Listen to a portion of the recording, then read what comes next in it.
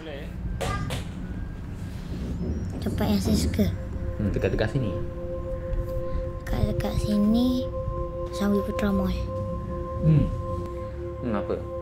Situ macam ada banyak permainan. Tengok kalau nak beli barang beli je lah. Tapi sekarang dah tak pergi dah. Duit dah nak habis. Ada pergi dengan adik tak?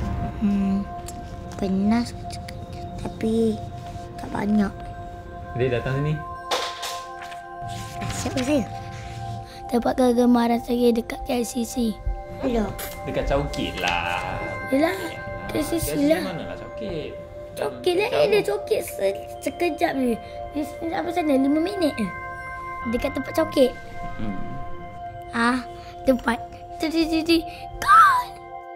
Itu dia punya pintu gelap. Kan. Masuk dalam kan. Bersinar-sinaran. Mentari. Sampai ustaz pun sekali main. Percaya? Tanya Mizan. Mizan, itu ada kan ustaz pergi S1. Kalau nak masuk kan, contoh kita tak ada IC kan. Kalau tak ada IC, bagi pasport. Tak ada pasport, bagi nombor telefon mak ayah. Okey. Sedang kalau cedera apa-apa, telelet. Elok anak. Okey.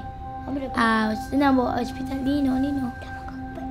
Nombor telefon mak saya terlangsung, tak boleh lupa.